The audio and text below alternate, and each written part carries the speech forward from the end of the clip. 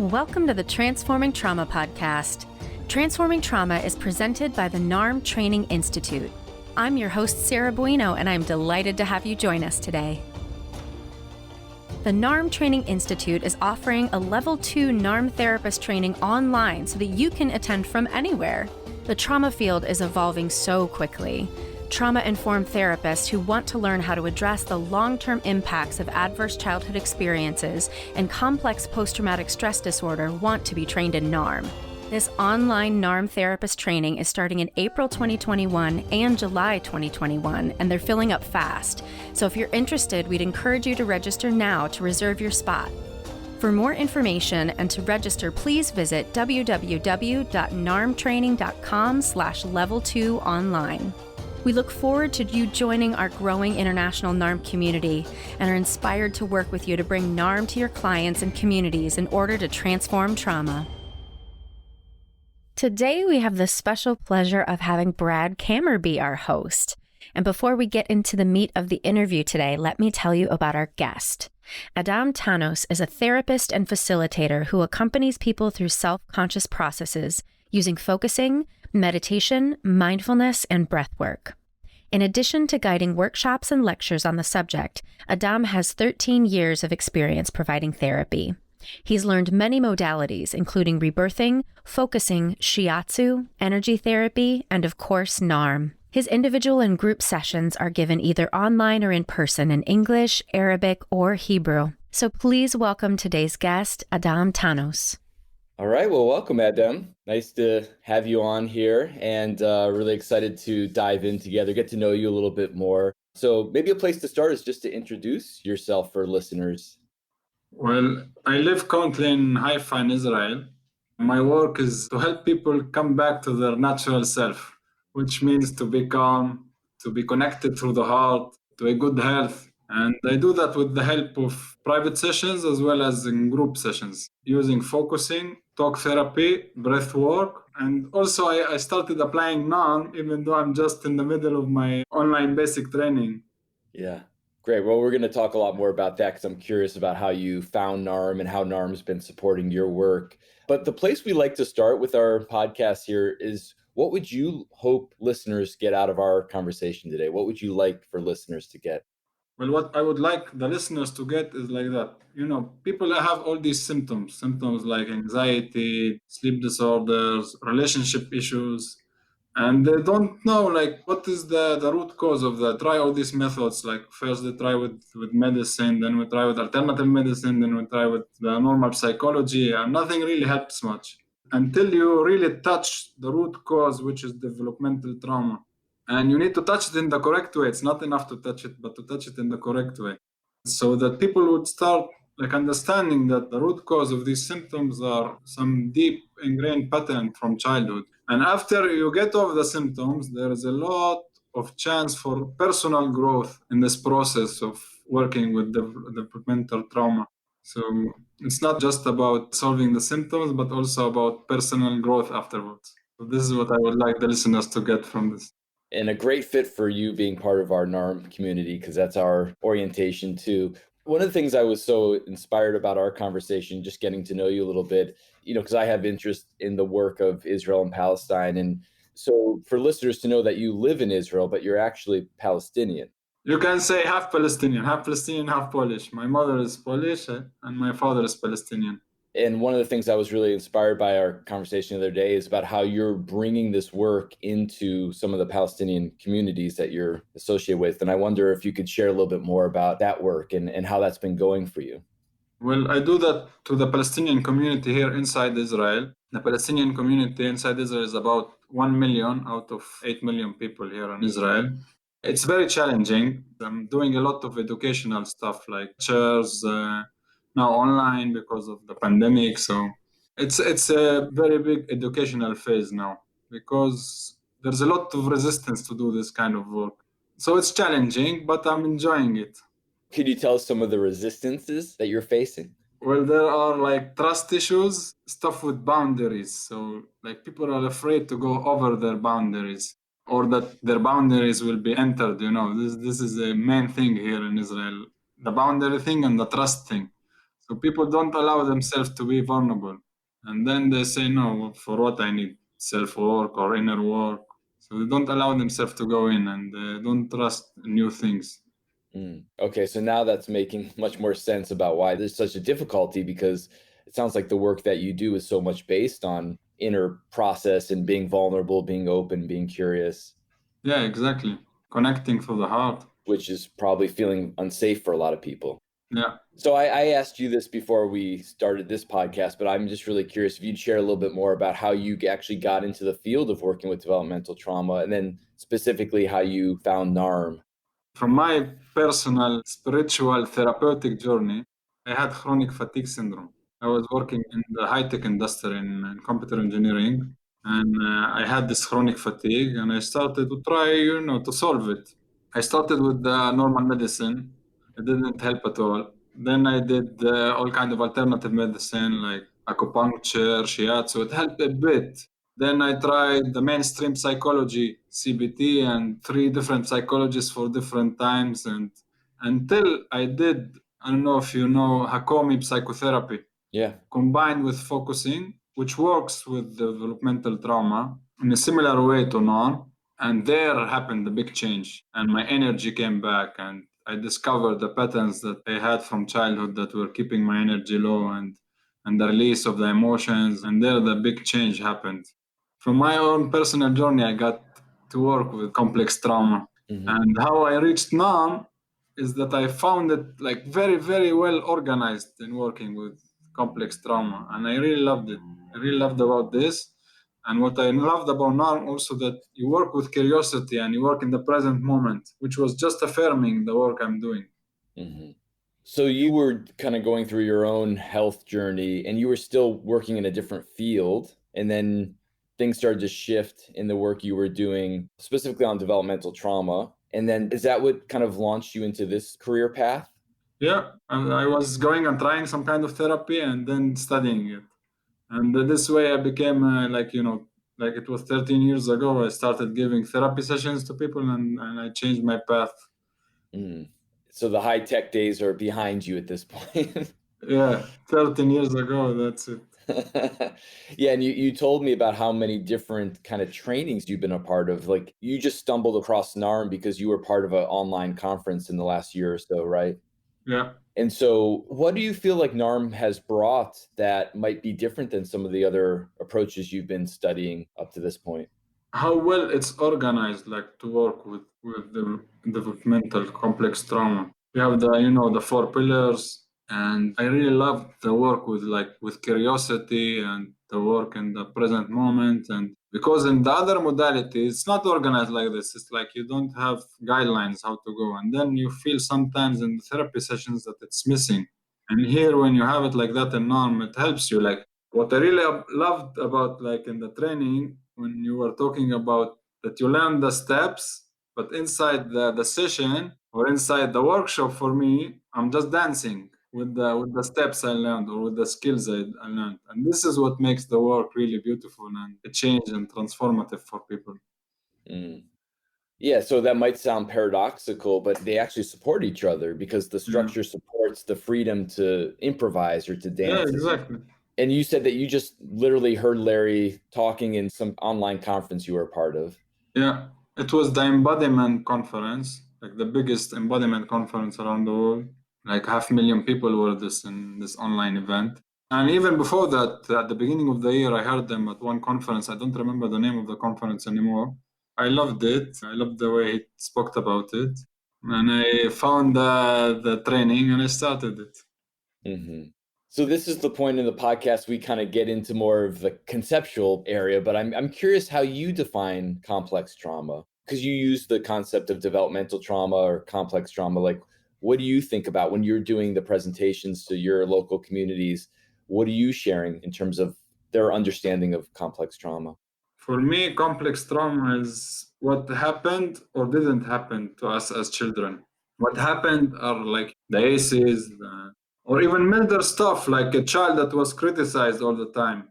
What didn't happen, like to see the child as he is, to get to know his inner world or care for him like a good care. And because of either of these, like what happened or didn't happen, the child develops survival patterns that can cause him problems all his lifetime if he doesn't address them in the correct way. Mm. So this is for me complex trauma. And in some ways, you talked about that from your own experience about how you were trying all these different ways to address the symptoms, but not really getting to the root cause of what these disrupted developmental patterns might be.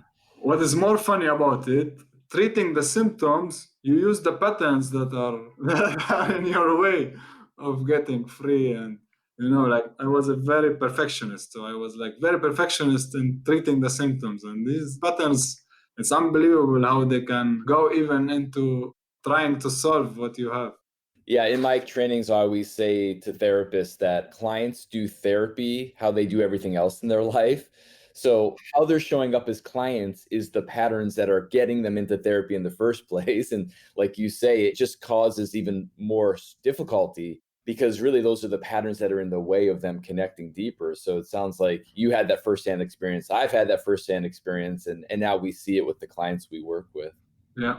Yeah. So, as you know, I'm really curious about Israel Palestine issues. And so, so much of what we hear, at least outside of Israel Palestine, is about all this ongoing trauma. And, you've lived there for most of your life. So, from someone that has trauma training and that lives in Israel but is half Palestinian, what's your sense of the trauma that is happening on both sides for Palestinians, whether they're living in Israel, living in the occupied territories, or Israelis? How can trauma help us understand some of what you're seeing or what might be stuck there? It's a complicated question, because it involves so much. It involves intergenerational trauma from both sides. It involves all kind of survival patterns that are deeply ingrained in both sides. And the work we do, like when we transform these survival patterns, just then true connection can happen between the people. And I believe if every person will take the decision to make such inner work, this is the only thing that can bring peace here to the area. It's not going to come from the leaders because the leaders, they have their own agenda and their own. So it has to come from the people to make the change, the transformative work inside from all the conditioning they got from their parents, from their grandparents, so that they can allow really connection to happen and peace to happen. Yeah, so this poses a challenge, though, because you said there's resistance. So if the change has to happen from individuals, which I totally agree with, but there's resistance from individuals, what do we do there? What do you do there? I'm doing my best. I'm trying my best to bring this to the people. You talked about how, you noticed because a lot of the trainings you're part of, you might be the only Palestinian in a room full of Israelis. And so there's some sort of disparity then between kind of what you're seeing in the Israeli communities and the Palestinian communities in terms of their openness or their engagement with psychological or personal growth work? Yes, there is. For now, in the Israeli community, it's more spread. In the Palestinian community inside Israel, it's still less spread. And this is what I'm trying to bring more. I think it's just a matter of time. Mm-hmm. So in some ways, maybe it's just that the Palestinian communities have been a little bit further behind. Yeah, because they have more survival issues that they have to take care of. Yeah, the security feels different. Yeah, the security first, like financial wise, and then other. Mm-hmm.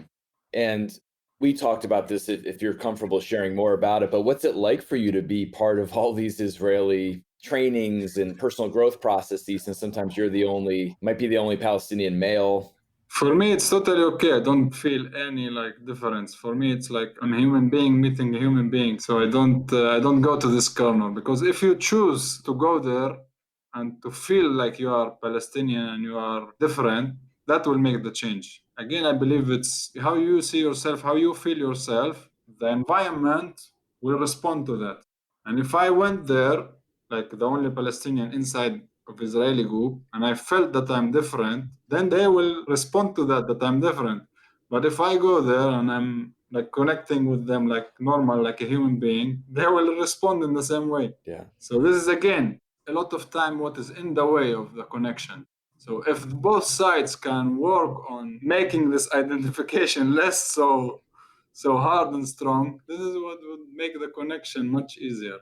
Yeah. And again, this is so aligned with NARM. I mean, now we're talking a little bit more cultural identifications, but each individual has their own identifications, and those identities are not only disconnecting them from other people, but also from themselves. And that takes us back to the beginning. You talked about your work being about helping individuals reconnect to their natural self.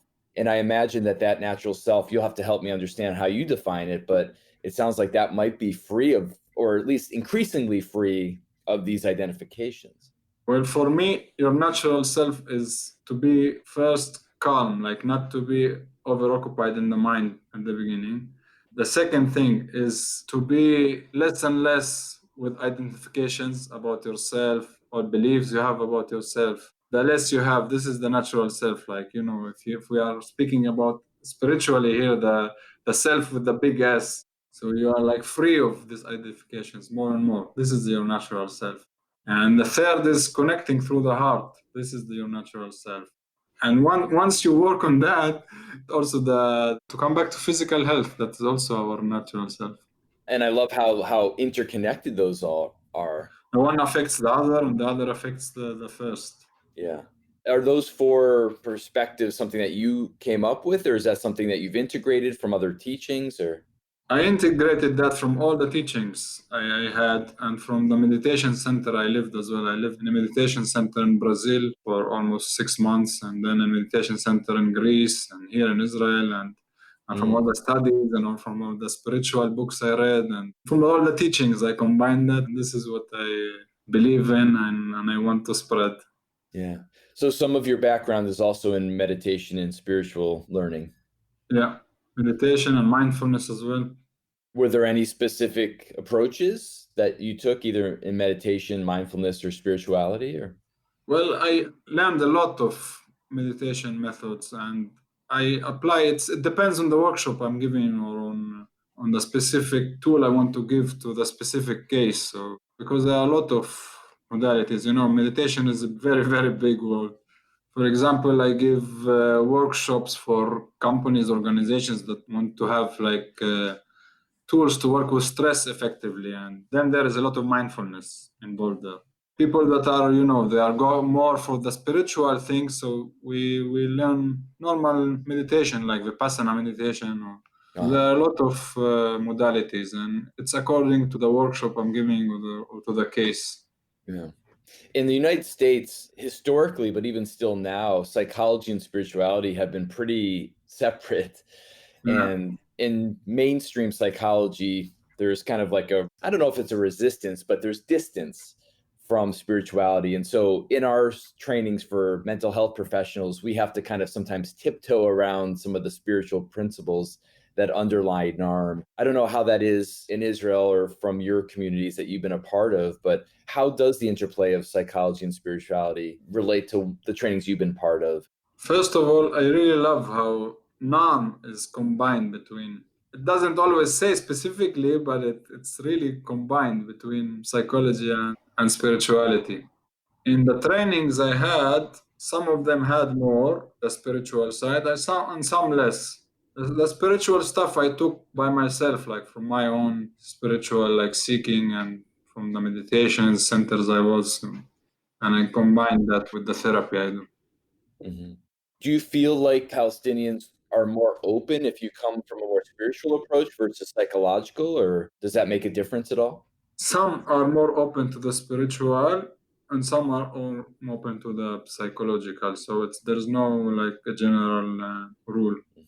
And for me, what works best is when you combine them, because some people go just for the spiritual. They have, we call it the spiritual bypass, and they don't really touch the root cause of the stuff. And some only go to the psychology side, and that also gets somewhere stuck. So the combination is very powerful. Yeah. And then there's another piece that you added in one of your four, and that NARM is very grounded in, which is the embodiment, somatic element. Exactly. From my personal perspective, and I think this is aligned with NARM, there's no separation between those three. I mean, embodiment, psychological health, and spiritual openness are all the same process. And now we are going on a higher spiritual.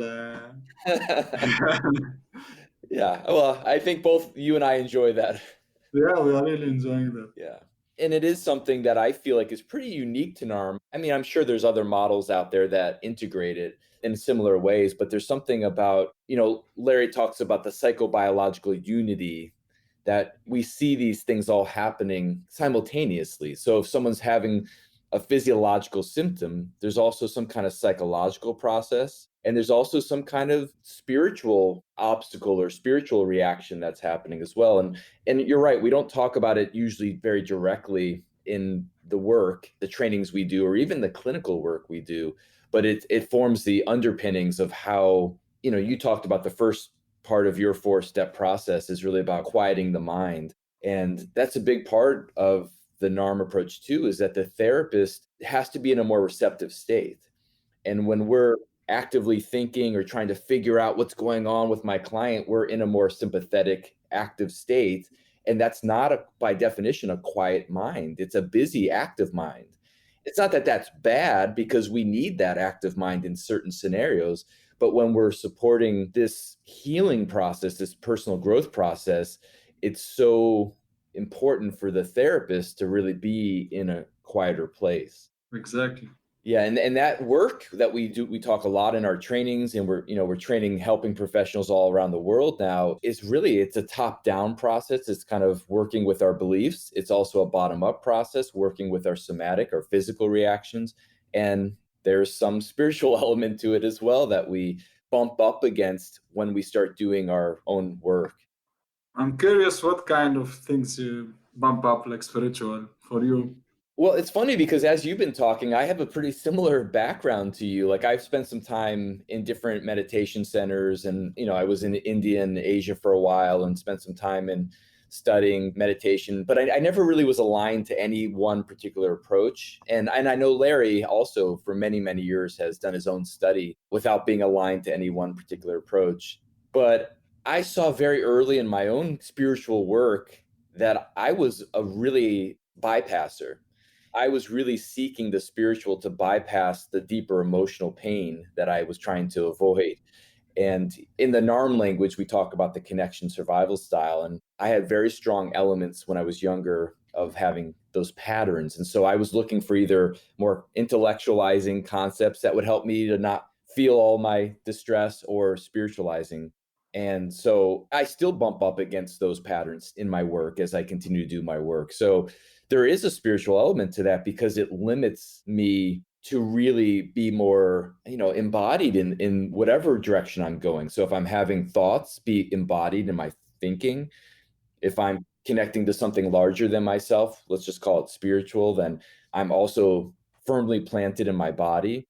And then particularly being in the heart and being in my emotions, that's another way that people can bypass, really being connected. And I feel like once you start working on the levels of the heart, you are working in spirituality. Exactly. I'm a big fan of like Rumi's work and stuff. And, I just find that kind of teaching very aligned again with what we do in NARM. Like, on the outside, it's a model for healing complex trauma. But as you said, it's like once we start resolving some of these patterns of who we took ourselves to be, which was formed by trauma, it opens us up to connect to ourselves in much larger and deeper ways than we ever might have imagined. Exactly.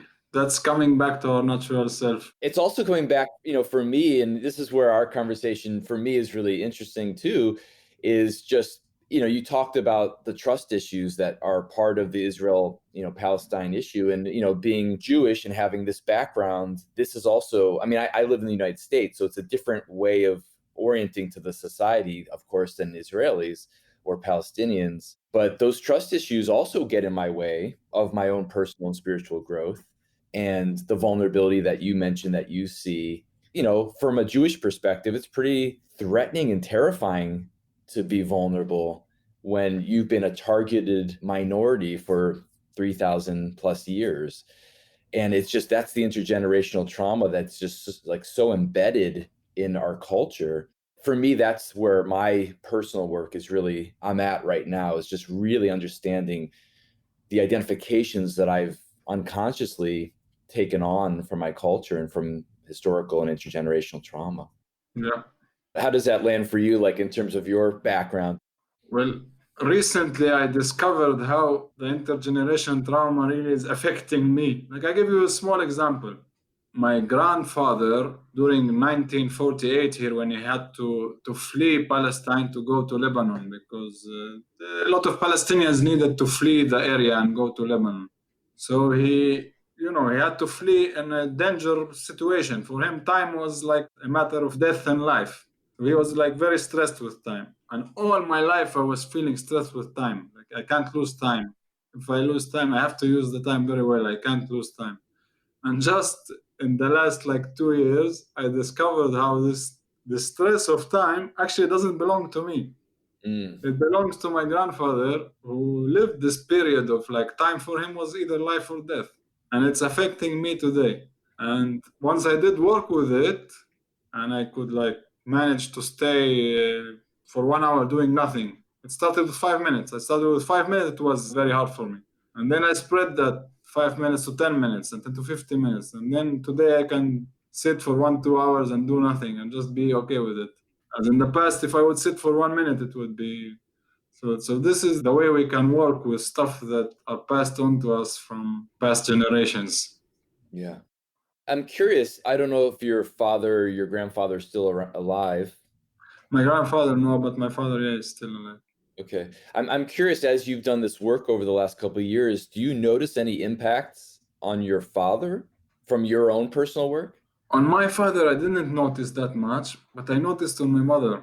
I noticed on my mother how like she really like like you can say jump 2 steps in her awareness process without doing any processes, without going to any workshop, to any training, to anything. Just it shifted like. So just by being in the field of the work that you're doing, yeah. And your mother's Polish. Exactly. And I mean, I don't know if she's conscious of it, but from your perspective, does she also have a trauma history? She doesn't see it that way. For her, it's not like people are not aware of if they have any trauma history. And how about your father? Would he recognize the trauma? He knows what happened, yeah. He was told what happened, like with his father, with his grandfather. He was told what happened. But I don't know how much he knows, like it's affecting him today. I tell him a lot about it. He says, okay, he doesn't say no, he doesn't say yes. Like, he doesn't approve, he doesn't disapprove, but are there people that you've encountered that do disapprove, that are like, stop poking at this? In the past, yeah, when I was like telling this stuff, not to the people that were not ready to hear this, because not everyone are ready to hear such things, and when you say it to someone who's not ready to hear it, they will just block it. So in the past more, but today I'm like more aware, like to who is ready to hear that and who is not ready to hear that. Okay, yeah, that makes sense. And so the people that you're engaging with are generally more open to hearing it. Yeah. And even still, probably some of them struggle because, as we see in NARM, people want growth, they want connection, they want healing, but they also are invested in these old strategies that block them from what they most want for themselves. Exactly. Yeah. So this kind of brings us full circle until, like, I know that you just started the NARM training, but just from being together already and learning some of these core NARM principles, what are you taking that's supportive of the work that you're doing?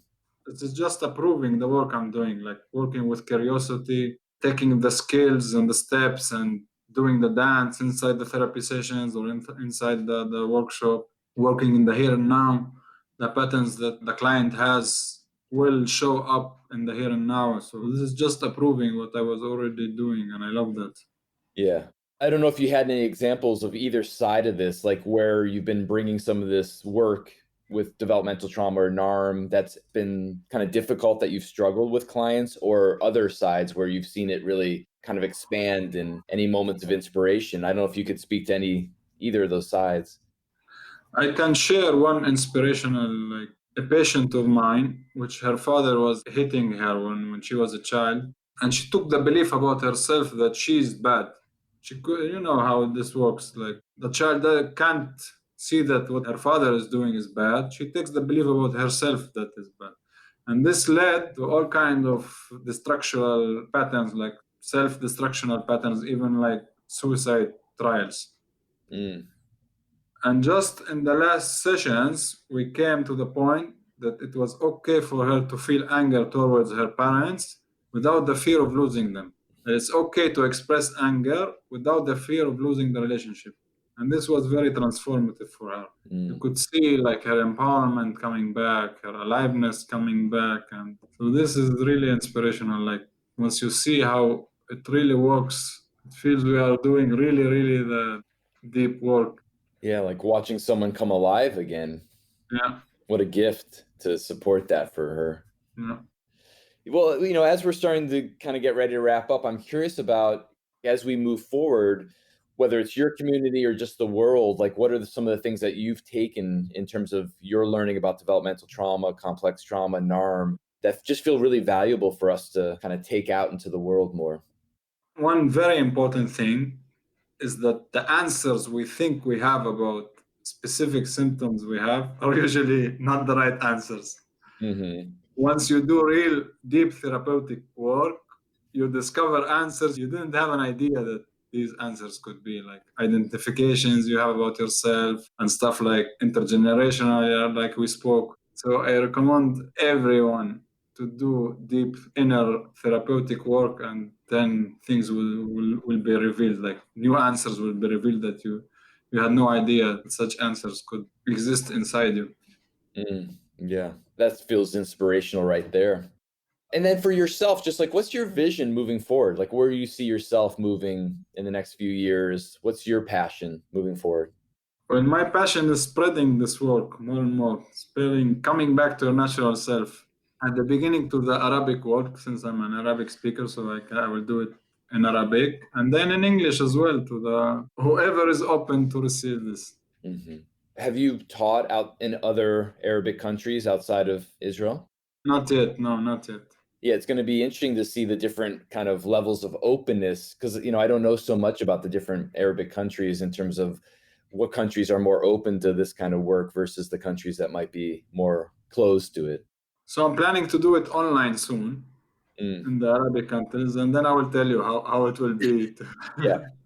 We're going to have a follow-up for sure to revisit this. Well, it's exciting. I mean, I'm happy that, we got to connect, and I'm really looking to build more of these connections cross-culturally, and specifically just with, Arabs and Jews. I think for me, this is really where my passion is, and learning about each other, staying open and connecting through our hearts with each other, because we're all related here, and we're all going to either make this world work and be a better place, or we're going to continue creating what we've been creating.